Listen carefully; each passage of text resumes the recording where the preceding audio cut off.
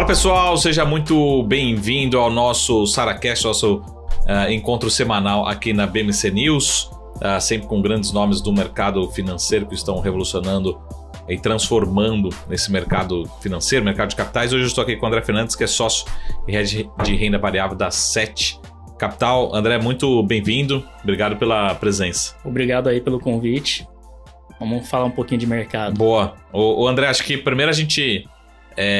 sempre eu gosto de começar com uma apresentação pessoal para falar como que você chegou no mercado financeiro, mercado de capitais, principalmente em renda variável, né? Porque renda variável parece que a gente se esforça para chegar em...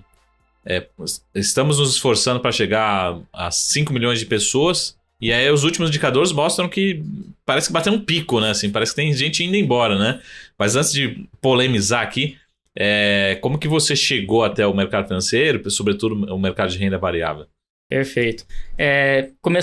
Conheci, né, o mercado financeiro depois da crise de 2008, né? Então, em 2009 estava pipocando notícia na mídia sobre a crise e tudo mais. Aí comecei a me interessar, comecei a ler sobre, estava na faculdade na época. Falei, deixa eu dar uma olhada aqui, ver como que funciona esse negócio. E me interessei bastante e procurei entrar no mercado financeiro. E a forma que eu consegui entrar foi via um escritório de investimentos, né? De assessoria de investimentos. Isso em 2009? Isso já em 2012. Comecei em 2009 a se interessar pelo mercado, concluí faculdade, e aí falei, vou tentar entrar no mercado. Caramba, você pegou um dos primeiros anos ali, início da recessão. Exatamente. Depois veio 2015 com Dilma, nossa. Inverno. Exatamente. Então, em 2012 foi quando eu comecei realmente no mercado financeiro. E dentro do escritório de assessoria tinha uma mesa de renda variável e eu consegui entrar já direto ali na mesa para aprender como que funcionava o operacional mesmo. Eu sabia na teoria, né? Aí na prática já começa a ser um pouquinho diferente as coisas. E desde lá tô aí no mercado até hoje, não saí dele. Então desde 2012 até o momento tô dentro do mercado e introduzido em renda variável. Boa. E eu falando um pouquinho da sua formação, aquela pergunta clássica assim... Se você puder falar um pouquinho da formação, mas precisa ser economista, precisa ser administrador, precisa ser engenheiro, sobretudo para renda variável, sobretudo para mesa, né? Porque mesa é número para todos os lados, não tem como fugir, né? Exato. Eu acho que não, eu sou administrador, né? Me formei em administração, mas hoje a gente vê que tá bem amplo, né? O ramo de atuação, não só na mesa, então tem desde engenheiro, administrador... economista, até faculdades que nem tem muito a ver com o mercado, mas tem até gente da medicina já saiu, né, da medicina e foi pro mercado até então. Sim. Então acho que não tem assim um ramo específico.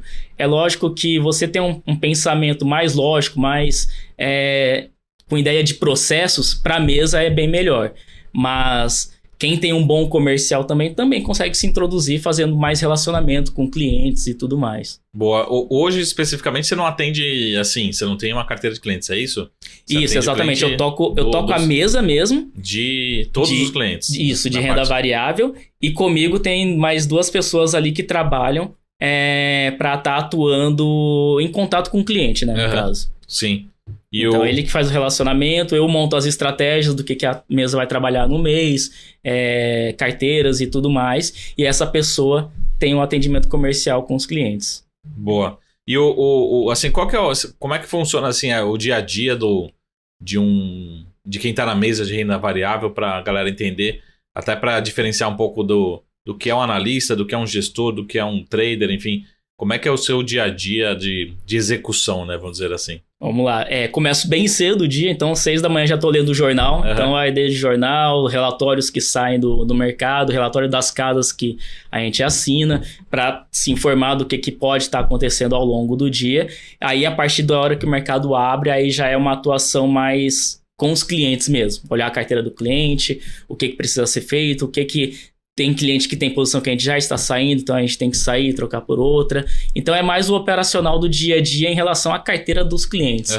E também passar as informações para ele. Tem clientes que gostam de ter um contato mais próximo Tem cliente que prefere contatos mais esporádicos. Me liga daqui 15 em 15 dias. Ou final do mês me liga pra gente conversar sobre a carteira. E tem cliente que gosta de entender o que está acontecendo hoje no mercado. Então a gente procura estar informando eles, conversando com eles, falando sobre o cenário macro, algumas posições que ele tenha na carteira. Temporada de balanços, por exemplo, é uma temporada bem ativa, que o cliente quer saber, e aí o resultado foi bom, não foi. Então a gente começa a ter esse trabalho junto do cliente mesmo, mas para informativo mesmo e para ele ficar mais tranquilo em relação à carteira dele. Boa. Você vai ter dividendos, né? Você vai ter dividendos, ou caiu dividendos, vai reinvestir, não vai reinvestir. Você vai ter corte de dividendos. Recentemente teve isso também. Muito bom. Como é que você vê o cliente hoje? Você acha que ele já está preparado para investir em renda variável? Porque, pelo menos, eu também estou bastante próximo das redes sociais, né? E sempre tem essa percepção, né? O investidor me parece muito... Tem um perfil agressivo na alta e um perfil conservador na baixa, assim. Então, todo dia ele está mudando de perfil, né? Nossa, mas você estava confortável, né? Você falou que o resultado ia vir bom, aí vem bom, às vezes a ação cai, né? Vem bom, às vezes a ação sobe. Mas como é que você vê o education, né, do investidor brasileiro em relação à renda variável, né? Já está preparado, você acha, para... Embora tenha entrado muita gente, né? Sim. Mas a minha preocupação é, será que essas pessoas estão preparadas para ter, né, renda variável nas suas carteiras? Sobretudo no Brasil, né? Uma coisa é você ter Google na sua carteira, né? Outra coisa é você ter, sei lá, Bradesco na sua carteira, né? Exato. Eu acho que, assim, melhorou muito em relação ao que era 10 anos atrás, por exemplo. Acho que evoluiu bastante. A informação chega mais rápido hoje, então as redes sociais, elas podem servir por bem, mas também pode servir por mal. Tem que fazer um filtro ali, né? Mas eu acho que com a quantidade de informações que tem hoje, eu acho que o investidor brasileiro evoluiu bem, mas eu ainda acho que no Brasil ainda tem muito aquilo do rentista, do 1% ao mês, da renda fixa ali, tranquilo. Então, eu acho que evoluiu, mas a volatilidade ainda incomoda muito o investidor brasileiro. O investidor, a grande maioria não gosta de volatilidade, e os que gostam, às vezes, quer colocar o patrimônio todo em renda variável, e lá na SET a gente sempre bate na tecla. A gente tem que diversificar sua carteira, não dá para ser 100% em renda fixa ou 100% em renda variável, a gente tem que separar em caixinhas ali. Então vai ter a caixinha da renda fixa, da renda variável, então a gente bate muito em diversificação, que isso daí alivia também a pressão do investidor. O investidor que concentra muito em renda variável, porque escutou com uns amigos que ganhou um dinheiro tal numa ação X, ou a carteira do outro está andando muito mais do que a dele porque estava cheio de renda variável. Então, ele fica ouvindo essas histórias e fala, cara, eu tô fora da festa, eu quero entrar ali. E a gente tenta explicar para ele, seu perfil talvez não seja esse, ou não, vamos então entrar, mas vamos começar entrando pequeno aqui, vamos ver se você gosta desse tipo de investimento. Então, a gente bate muito na tecla de diversificação. E eu acho que, como você falou, bateu o teto dos 5 milhões de investidores ali. E eu acho que é muito por conta disso. A bolsa ela foi muito bem ano passado. Muito bem não, né? Foi os 3 últimos meses do ano que ela andou, né? O resto do ano foi volatilidade adoidado. Foi 2 meses. Exatamente. Mas isso daí afastou um pouquinho o investidor, e a taxa Selic ainda acima de 2 dígitos, em 2 dígitos. Acho que ainda atrai muito mais para renda fixa do que para renda variável. Eu acho que talvez esse número de investidores deve voltar a subir quando a Selic for para baixo de 2 dígitos. Quando ela estiver lá 9%, quem sabe 8%, aí eu acho que o investidor brasileiro ele vai entender que não tem mais aquele 1% ao mês que ele tinha com tranquilidade, e que ele vai ter que começar a colocar um pouquinho mais de risco na carteira. E aí vai medindo quanto que ele pode entrar em renda variável ou outros ativos de risco ali. E o perfil olhando assim, sem lógica abrir dados confidenciais, mas qual que é o tipo de alocação que o investidor médio faz, pelo menos daqueles que você atende, né? No sentido assim, todos têm Petro ou Vale, né, que são as ações mais líquidas, mas você talvez um banco ali ou não, tem um perfil mais dividendos ou tem um perfil mais agressivo. Como é que você vê essa questão? Porque quando a gente fala de renda variável, também você tem classes, né? Tem ações super previsíveis, tem ações mais voláteis, ações cíclicas, né? Ações mais agressivas. Como é que você vê o perfil, se fosse medir pegar essa população, falar assim, essa é a população da renda variável no Brasil, em termos de comportamento? Sim, pelo público que eu atendo lá, o que a gente vem percebendo é que boa parte que quer alguma renda passiva, eles estão focando mais em fundos imobiliários, por exemplo. Então, assim, a gente tem pouca demanda de carteira de dividendos ou ações que pagam muito dividendos. São raros os casos de clientes que demandam esse tipo de ativo, né? O que demanda mais é realmente valorização do patrimônio. E aí, geralmente, lá na média, fica entre 15% e 20% da carteira do cliente, né? Do patrimônio total dele, vai para ações e ações mais focadas em valorização. E a gente tem muito Vale, tem muito cliente que gosta de Vale, até porque ela é uma forte geradora de caixa. Então, assim, mesmo com o minério caindo e tudo mais, eles se sentem mais confortáveis em ter uma Vale do que, sei lá, uma CSN da vida. Ah, mas a CSN tem mais espaço para subir? Cara, até tem, mas ele prefere ter a segurança lá de uma Vale, que é uma empresa líder mundial, e hoje no mercado, nos preços que estão hoje os ativos, não precisa inventar muita moda, você tem empresas líderes nos seus segmentos sendo negociadas a múltiplos bem descontados historicamente. Então, eles dão preferência mais para essas daí, que são líderes, são grandes empresas ali. Então, sim, a grande maioria é para valorização de patrimônio. E quem quer renda passiva tem essa pequena parcela que busca ações com dividendos, mas a grande maioria que quer aquela renda pingando todo mês acaba focando mais em fundo imobiliário. Boa. Como é que tem sido essa evolução para vocês em termos de fundo imobiliário? Assim, a gente teve, lógico, um desafio grande ali, teve um impacto também de Americanas, Light, depois vieram Gramado, né? Tivemos alguns impactos, Starbucks, né? Diretamente. Mas como é que, de novo, como é que tá o education, o conhecimento de quem tá vindo para o fundo imobiliário, que para mim acho que talvez seja um dos mercados que ainda tem muito potencial para crescer, né? Sim. E o brasileiro conheceu, mas pouco, né? Um número ainda pouco conheceu mal ainda, né? Porque muitos ficaram machucados É. daquele boom de fundo imobiliário, depois secou tudo, né? Exato. Então a porta de saída é pequena, então muito investidor ficou machucado com fundo imobiliário. Muita gente vendeu fundo imobiliário errado, né? Teve Sim. gente falando que era para fundo de emergência. Exato. Então isso daí acabou atraindo o investidor para esse tipo de ativo, mas atraindo de uma forma incorreta, né? Eu acho que evoluiu bem. Tem esses fundos setipados agora, que não é só a marcação do valor patrimonial, então tem menos volatilidade, mas lá na mesa a gente trabalha geralmente os listados mesmo, e a gente procura ser muito próximo da gestora, para a gente saber o que tem dentro do fundo imobiliário, como que eles estão trabalhando, parte de liquidez é muito importante para a gente. Então a gente, quando faz esse cuidado todo, tem esse filtro todo de passar esse tipo de ativo para o cliente, a gente se sente mais seguro e o cliente também sabe que ele está sendo assistido ali. Ele sabe que dentro daquele fundo lá, a assessoria da Asset, ela sabe o que tem dentro do fundo. Se acontecer alguma queda abrupta, a Asset está sabendo o que está acontecendo dentro do fundo para poder explicar se tem que sair ou não. É um evento pontual aqui, talvez um investidor grande que precisou sair. Teve até fundo recente que teve investidor grande saindo e provocou uma queda que os clientes começaram a ligar. O que está acontecendo? Falaram, não, foi algo pontual, um cliente saiu vendendo a mercado, Sim. mas o fundo já está voltando, não mudou nada. Então, essa proximidade é bem importante para dar esse tipo de segurança para o investidor. E eu acho que é um mercado que, na parte de listados, eu acho que está começando a evoluir melhor do que foi naquela época que teve aquele boom de fundo imobiliário. Eu acho que o education hoje em fundo imobiliário está bem melhor do que era antes ali. E hoje nem é tão falado ainda, né, como foi lá na época. Eu acho que ele vai começar a ser falado também com a Selic abaixo de 2 dígitos ali. Que aí ele vai querer começar a ver o que produto tem que me dar aquele 1% ao mês de novo. Aí eu acho que provavelmente o fundo imobiliário deve voltar. Lajes corporativas que estão bem depreciadas está começando a voltar agora também. Então acho que é um mercado que tende a evoluir bem ainda.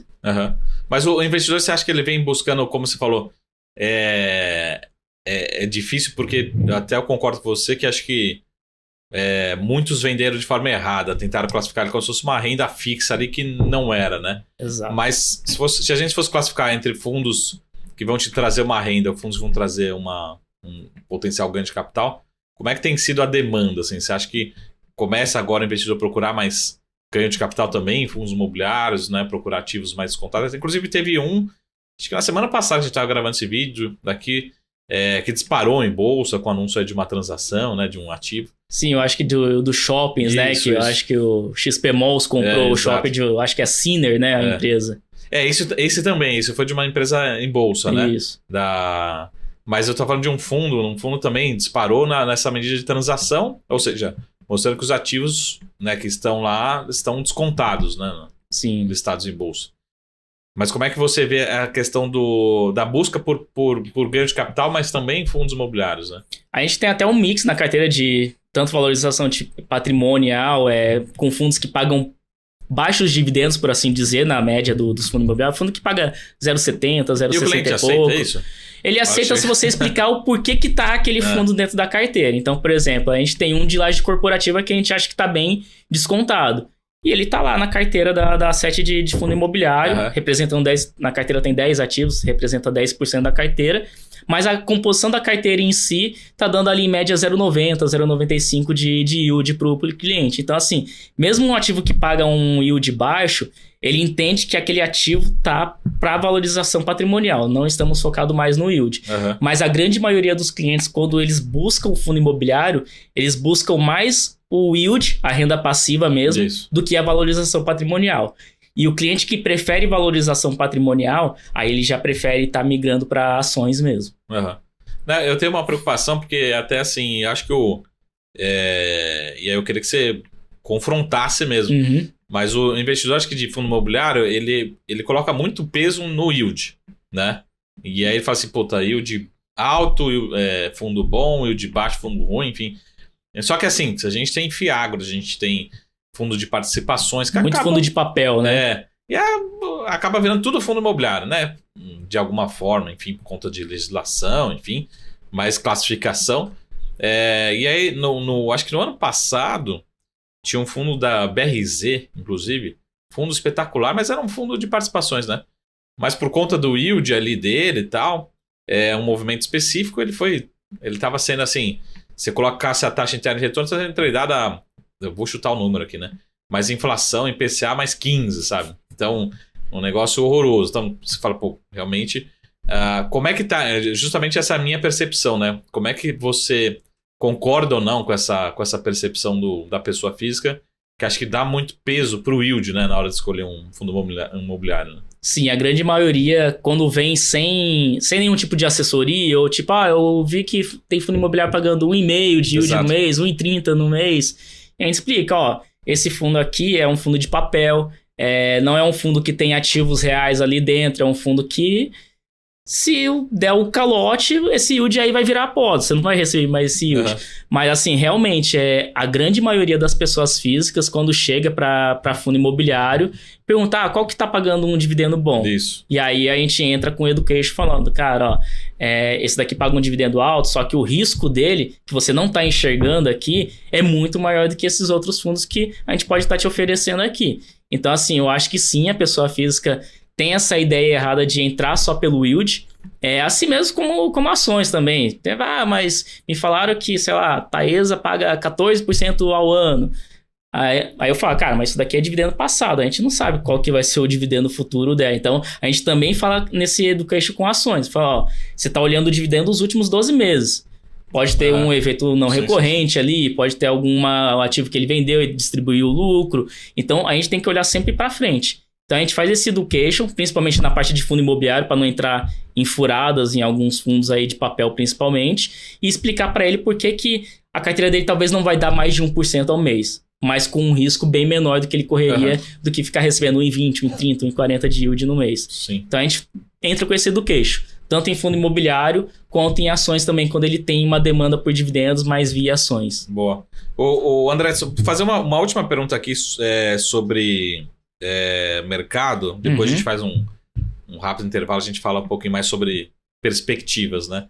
Mas eu quero entender só também na sua visão, como é que os clientes estão hoje com o conceito de derivativos, né? Que assim, a gente fala de renda variável, a gente fala de ativos e derivativos, né?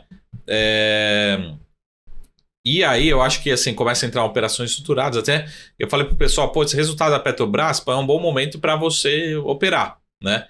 Mas você pode comprar, você pode vender, você pode comprar opção, você pode comprar put, você pode comprar volatilidade. Teve muita gente até que ganhou muito dinheiro porque montou uma operação porque fala assim, vai mexer, papel. Não sei pra onde, mas vai mexer. Sim. Né? E mexeu pra caramba. E eu vejo muito isso, assim, a hora que eu falo assim, pô, pessoal, tem oportunidade aqui, mas às vezes você não tá nem tá direcional, você só quer que tenha volatilidade, né? Exato. Como é que você vê o conceito de derivativos para pessoa física? Você acha que já está familiarizado também? Tem aumentado a demanda, né, de usar mais esses instrumentos? Sim.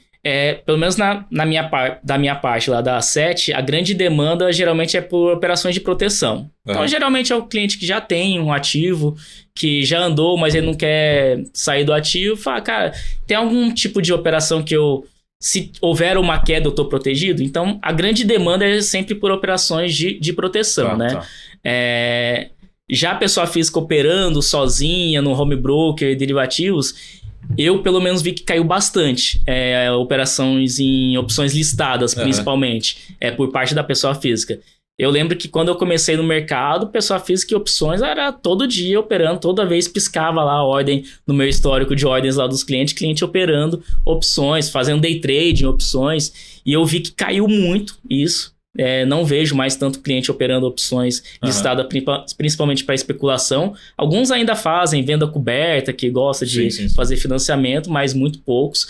A grande maioria hoje vai via operação estruturada, mas com viés de proteção e não viés de vou tentar ganhar mais aqui, eu vou tentar dobrar o ganho. Não, a grande maioria vai via proteção mesmo.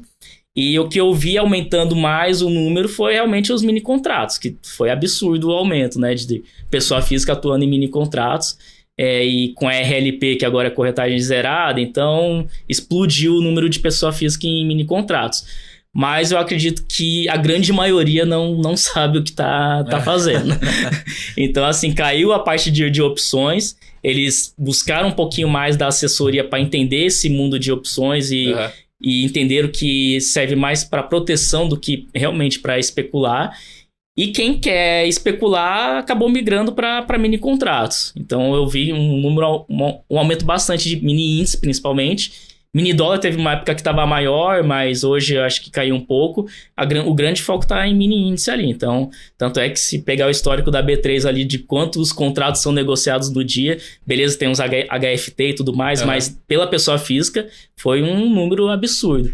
Mas a grande maioria realmente é para especular, cassino total. Muito bom. Você falou uma frase, até me lembrei do Warren Buffett, que ele fala assim...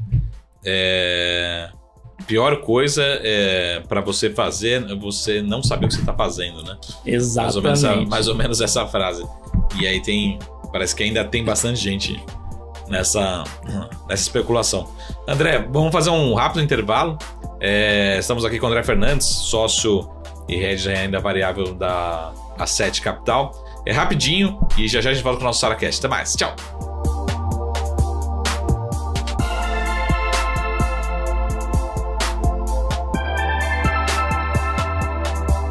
Fala pessoal, estamos de volta aqui ao nosso SaraCast, nosso encontro semanal aqui na BMC News.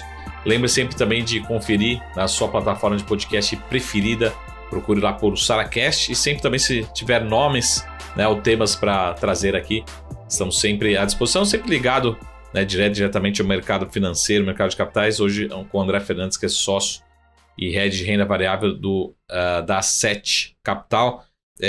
André, a gente estava voltando aqui, eu sempre procuro falar no segundo bloco das partes mais polêmicas, né? Mas como é que, de novo, sem falar de números ou pessoas, mas 2023, a Bolsa, e Ibovespa, né? Tirando acho que talvez bancos, né, que praticamente subiram, ajudaram bem o Ibovespa a subir, mas assim, a gente teve dois grupos de pessoas, né? Quem tinha Petrobras e quem não tinha, né?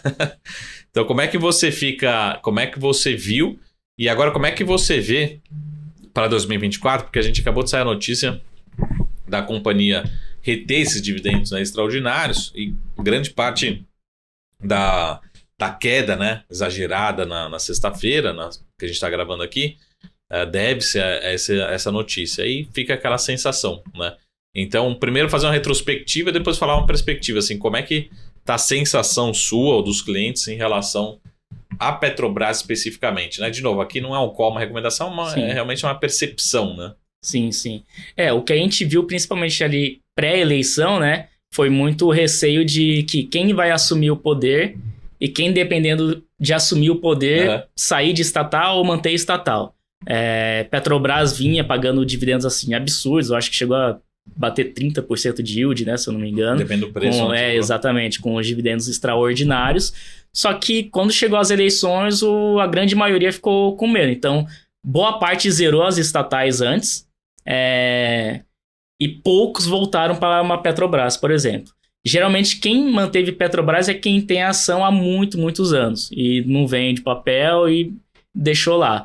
Mas a grande maioria, quando trocou o poder aqui no Brasil, a grande maioria saiu de estatais e boa parte do mercado acabou saindo também, né? Boa parte dos gestores acabaram errando também esse call aí, porque não veio nenhuma interferência, pelo menos no primeiro ano ali do governo. E a Petrobras continuou pagando bons dividendos e tudo mais. E aí começou, mais no finalzinho do ano passado, a conversa e os dividendos? Eu acho que não tem que distribuir tudo isso. Eu acho que tem que reter para fazer os investimentos e tudo mais. Então a percepção que a gente teve é que boa parte ficou com medo realmente de ter a Petrobras, porque o governo é o majoritário ali, não quis ter papel na carteira. A grande maioria até trocou para o mesmo setor, foi via Prio, foi via outras empresas, 3R lá também, mas acabou que a Petrobras acabou outperformando demais esses papéis e ficou aquele clima de arrependimento, né? Mas eu não vi o pessoal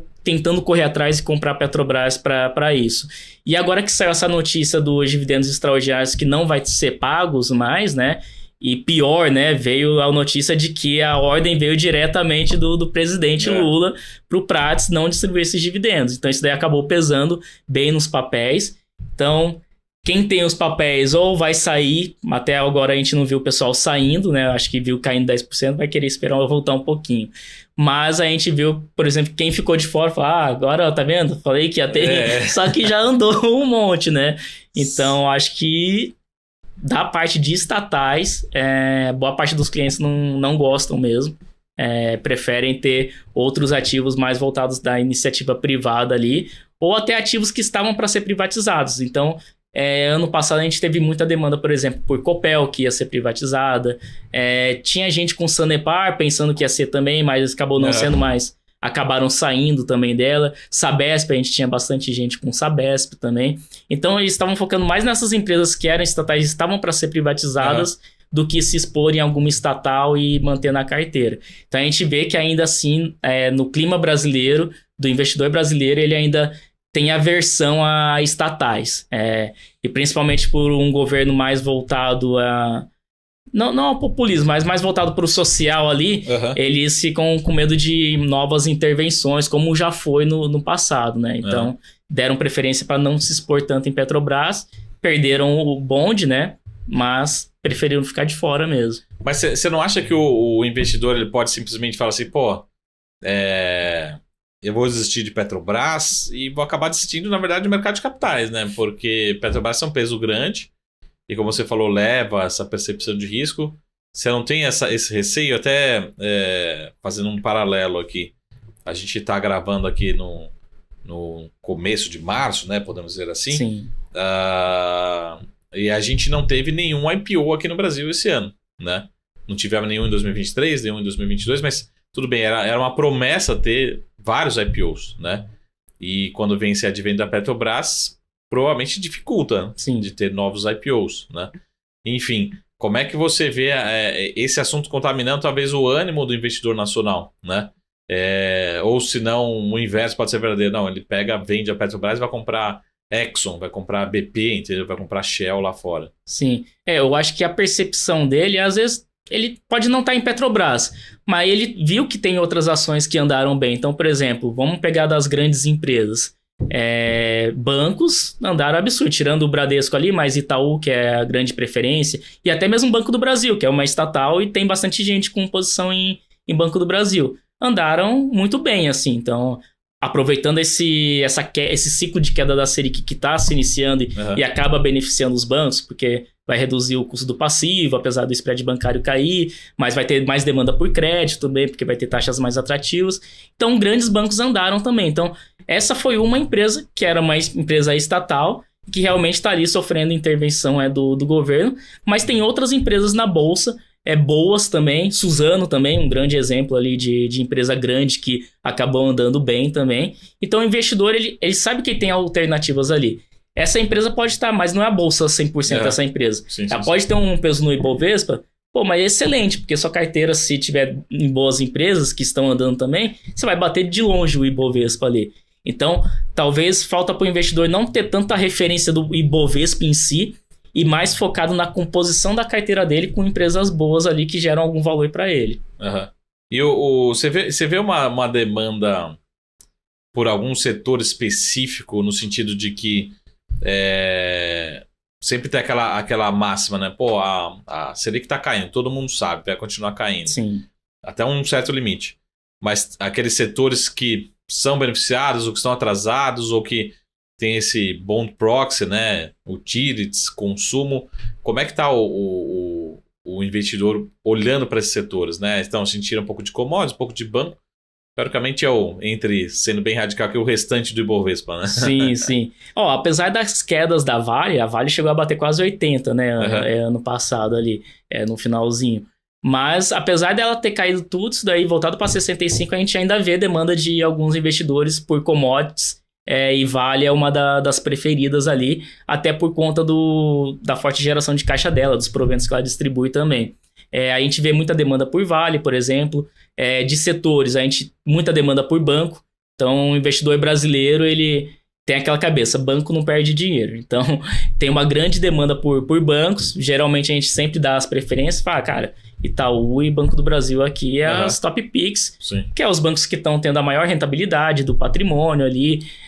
Estão descontados ainda, principalmente o Banco do Brasil. Mais por conta desse prêmio de ser estatal também, né? Então, tá sempre com esse desconto. Mas bancos tem muita demanda. Tem muita gente que pergunta de varejo. Isso. Que é aquele caiu demais, né? Aí a gente fala, cara, não tem esse negócio de caiu demais. E a gente acha que do varejo aqui no Brasil, meio que sobrou Mercado Livre. Que não é nenhuma empresa brasileira, né? Mas a receita dele, eu acho que 50% até mais vem proveniente do Brasil. Então, a grande preferência é sempre por Mercado Livre ali. Magazine Luiza tá tentando reviver ali, né? Mas realmente tá difícil. Agora o restante, realmente, complicada a situação ali. A gente não vê tanta perspectiva. Tem cliente que vem perguntando de Casas Bahia. O que você acha de Casas Bahia? Ou Americanas, os sócios referência vão colocar dinheiro. Você não acha que volta? A gente tem perspectiva zero para esse setor. Mas varejo, assim, quando entram com essa demanda, geralmente a gente fala, tem Mercado Livre ali, varejo de vestuário também tá bem. Então a gente vê aí Arezzo com o Grupo Soma fazendo uma fusão, vai ser o maior grupo de marcas aí do Brasil, então tem boa perspectiva também. E eu acho que o setor industrial tem um pessoal que está se posicionando no setor industrial. Boa, legal. Tanto automotivo ou mais ligado a outros nichos da indústria, que realmente é um setor que está bem amassado e a gente acredita que volta. A gente acredita que o governo também tentando fazer o país crescer com investimentos e tudo mais. Eu acho que é um setor que está bem amassado, que realmente eu acho que é um dos setores mais atrasados que tem na Bolsa hoje. Setor de industriais ali. Mas é um setor, ao mesmo tempo, que tem ações relativamente pouco conhecidas ou menos líquidas, né? Exato. A gente não tem uma grande indústria, assim. As automobilísticas não têm capital aberto aqui, né? A gente não consegue acessar.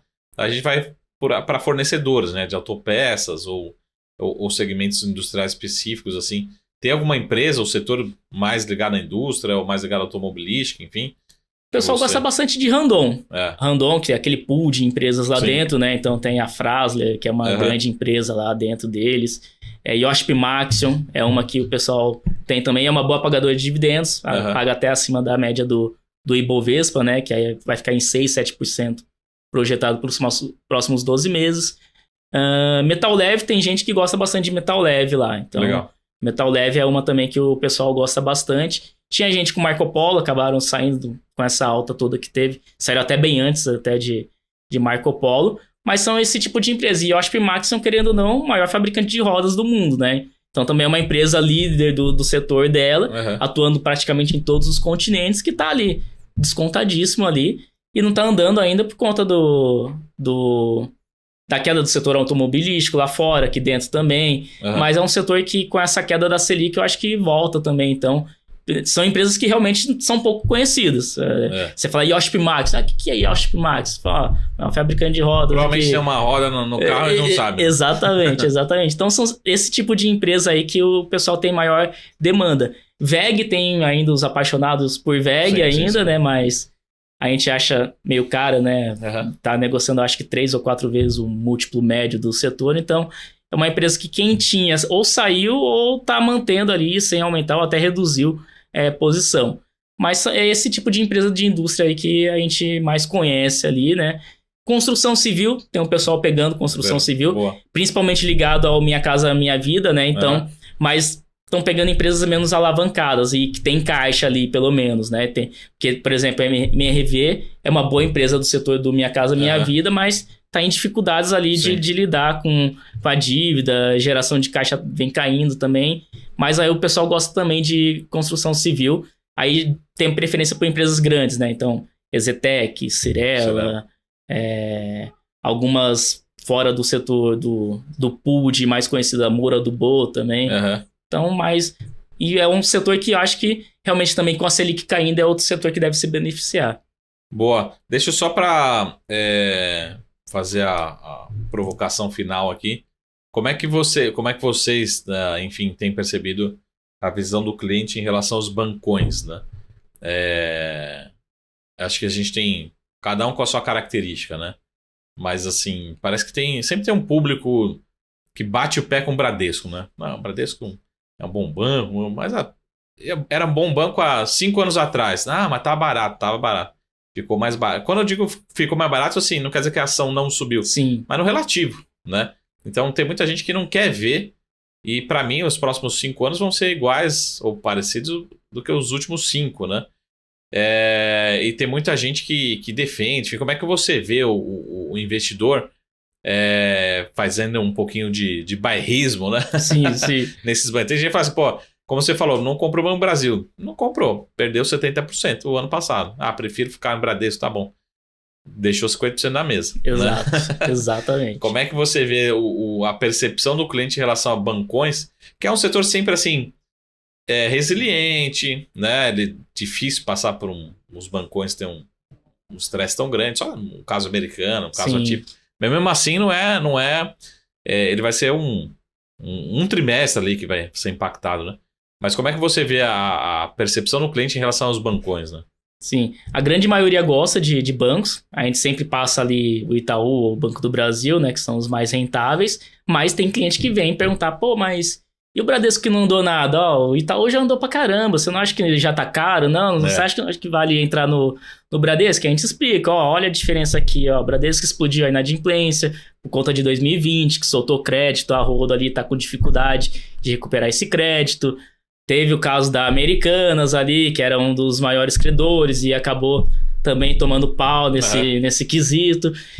A rentabilidade, que era próxima ali de Itaú, que ficava o retorno médio sobre o patrimônio líquido médio, ficava ali em 16%, 17%, hoje já caiu para 10%, caiu pela metade. Então, assim, para que você vai entrar num banco desse daqui se você não tá vendo uma perspectiva de melhora? Ele até tá tentando mudar a diretoria, mudou alguns diretores, né? Tá tentando dar um jeito ali de fazer diferente dentro de casa, né? Mas você apostar para mudar uma cultura de um banco desse tamanho é bem difícil.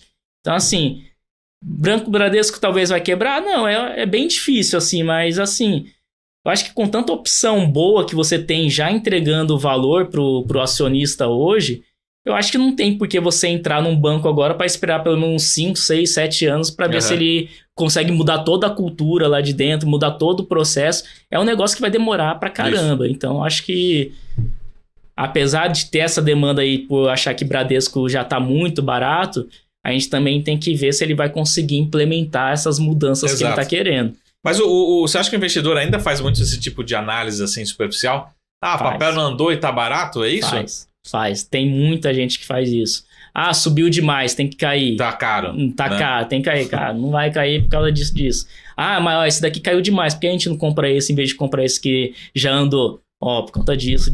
Então, tem muito aquele viés ainda de ou subiu demais ou caiu demais. E é uma das piores armadilhas que o investidor pode cair, é exatamente essa.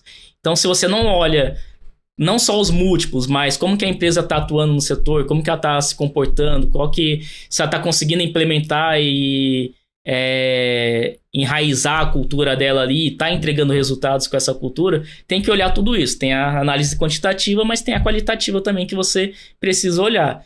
Então, mas hoje a gente vê que no mercado brasileiro, acho que no mundo todo tem isso, né? Mas ainda é bem enraizado esse negócio de vou comprar aquela porque caiu demais, olha, ela valia R$10 há 5 anos atrás, hoje está 2. No mínimo ela volta a metade. Fala, como é que conta é essa que você está fazendo que acha que ela tem que voltar a metade? Não existe isso. Não, o pessoal olha assim e fala assim, o Bradesco está valendo, vou chutar o número aqui, né? Tá valendo metade do Itaú, então tem que subir 100%.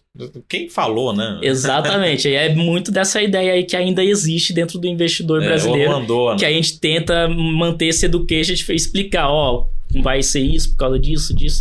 Vai falar, você tem conta no Bradesco? Cara, não, acho horrível. Pra que você quer comprar o Bradesco, então? Compra inclusive até um banco que eu não tenho conta, e tenho minhas críticas, mas também tenho meus elogios, e tá fazendo um trabalho espetacular, por exemplo, é a Nubank, né? Nubank isso daí surpreendeu mesmo. Né? Pô, os caras estão entregando e não importa, né? Você é acionista, você não é... Se der pra agradar todo mundo, assim, se você é correntista e acionista, ok. Mas nunca vai ser perfeito. Então sempre vai ter suas críticas e tal. Até tem um pessoal discutindo agora pela qualidade da carteira de crédito do Nubank, né? Se vai ter, enfim, alguma ruptura, tá? Mas... Exato, até a declaração, acho que é a da CEO, né, que falou, a gente, não sei se era a CEO ou CFO que falou, a gente não tá preocupado com inadimplência aqui. Aí o papel caiu na hora, mas já voltou a subir, mas é umas declarações que para banco, nenhum acionista quer escutar você falar que você não tá preocupado com inadimplência, que é o pior segmento ali que você tem para tentar mitigar qualquer tipo de risco. André, só uma última pergunta dos últimos minutinhos finais, assim, o que você, dentro da sua caixinha de renda variável, o que os clientes, enfim, têm demandado a mais, né? Então, assim, a gente tem renda variável Brasil e fundos imobiliários, a gente falou bem, mas tem aumentado a demanda por ações internacionais ou outros ativos de risco, por exemplo, criptomoedas, enfim, como é que tem isso adicionado à sua caixinha, ao seu, enfim, atendimento de renda variável como um todo, né?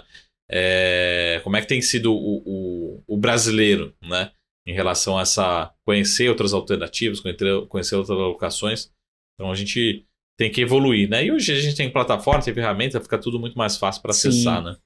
Hoje o que a gente percebe é que o investidor, por esse education que a gente faz de explicar os ciclos do mercado, né? Ciclo de alta da Selic, a gente tem que estar alocado nisso daqui. Ciclo de queda da Selic, os ativos de risco que você viu lá no passado que não estavam andando, aí a gente vai pegar multimercados, crédito privado, ações. A gente explica, com esse ciclo de queda, esses ativos aqui tendem a começar a andar. Então, acho que a gente tem que alocar um pouquinho mais para esse lado aqui. Então, a gente faz todo esse education e a gente vê que eles entendem. E aí sim eles começam a colocar um pezinho mais na bolsa ali. A grande maioria ainda demanda ações, que é até o mais conhecido pro investidor comum. A gente está vendo que fundo imobiliário com foco em renda passiva está começando a acelerar um pouquinho mais essa demanda. A gente acha que acelera mais se a Selic for para baixo dos 10% ali. Então é um outro produto também que está tendo uma demanda ali. E uma demanda de um outro produto que aí já é um pouquinho fora de mesa, mas que a gente vê que o investidor está entendendo que deve começar a andar e deve começar a investir de novo, é multimercados, que foi uma indústria que apanhou demais aí nos últimos anos, né? Então é um ativo também que eles estão começando a entender que ele deve andar e está colocando um pezinho ali também. Mas ações, no geral, é a maior demanda que tem ainda dos clientes. E aí tem desde via carteira, ou não, eu quero que vocês me passem as teses que vocês acham que faz sentido e vamos segurar elas. Beleza, tem isso daqui também. E fundo imobiliário está começando agora, e aí já um trabalho um pouquinho mais ativo, explicando cada um que está lá dentro, o que tem dentro desse fundo imobiliário, quanto que ele vai ganhar de yield mais ou menos no mês. O yield está baixo, mas está baixo por conta disso. Então a gente sempre procura explicar tudo direitinho, para depois não falar, eu não sabia que tinha isso daí dentro do fundo. Tá? Então a gente procura falar justamente por que a gente está entrando e o que esperar disso daí também. Boa. Bom, André, a Adri tá aqui nos bastidores, sabe, do nosso ping-pong, né? Então, antes do ping-pong, os últimos minutinhos, deixa seus contatos ou contatos da SET, enfim, como achar mais fácil vocês. Vocês podem estar entrando em contato conosco via redes sociais mesmo. Tem ali o @setcapital, que é o nosso Instagram, nosso principal canal ali. E tem o nosso site também, que vocês podem estar entrando lá e preenchendo o formulário para entrar em contato com um assessor, não só falando sobre ações ou fundos imobiliários, mas outros ativos também que vocês possam ter interesse. E para quem está começando a investir agora também, ter um tipo de assessoria ali para te orientar nesse início de jornada. Boa. Então vamos lá para a gente, os últimos minutinhos. Ping-pong é aquela pergunta, a gente sempre fala que não precisa ter a justificativa, mas se você quiser ter a justificativa, fica super tranquilo, né? Então,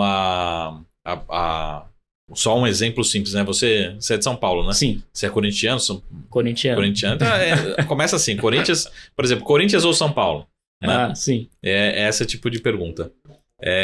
Embora o Corinthians tenha ficado, né, na primeira fase do...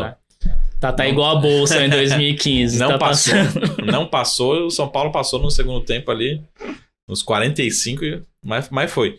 Então vamos lá para o nosso ping-pong de hoje. A primeira pergunta é: Ibovespa ou S&P 500? Ibovespa. Dólar ou real? Hoje, real. Fundo de ações ou multimercados? Fundo de ações. E por fim, Petro ou Vale? Vale. Vale? Boa, hein?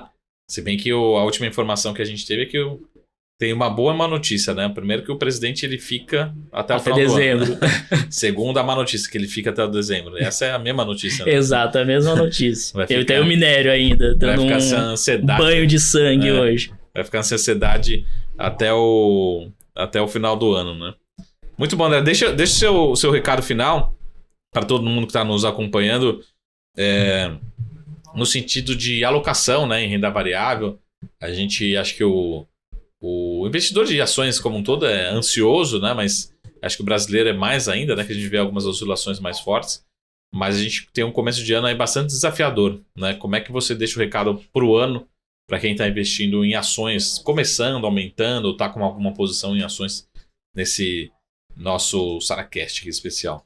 Certo, eu acho que em primeiro lugar é diversificação, né? Então, não coloque 100% do seu patrimônio em renda variável, ou em ações, ou fundo imobiliário, que seja. Procure sempre diversificar, entenda o seu perfil de risco, né? O risco que você está disposto a correr.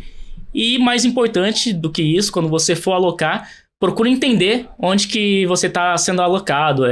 Se for ouvir uma assessoria, pergunta para o seu assessor, mas por que a gente está entrando nisso? Me explica direitinho o que isso daqui faz, o que essa empresa faz. Procure entender o segmento dela, justamente para você também ter uma segurança de que você entende onde você está sendo alocado e não somente aceitando as ordens ali para fazer a alocação. Procura sempre entender onde que você está sendo alocado, as empresas que você está sendo alocado no caso de ações, fundos imobiliários também. Procura entender o porquê que está entrando naquele fundo imobiliário, o porquê que ele tem um yield tão alto, o porquê ele tem um yield tão baixo. Então procura entender onde você está sendo alocado e principalmente considerar que renda variável é uma caixinha ali do seu patrimônio como um todo, né? Então, dentro do seu patrimônio como um todo, você tem que separar em outras caixinhas ali.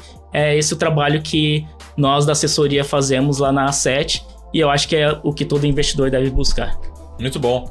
André Fernandes, sócio e head de renda variável da A7 Capital. Muito obrigado, muito gentil. Muito obrigado. Vamos marcar novos encontros aí. Perfeito, obrigado. Até mais. Valeu, pessoal. Esse aí foi o nosso encontro com o André.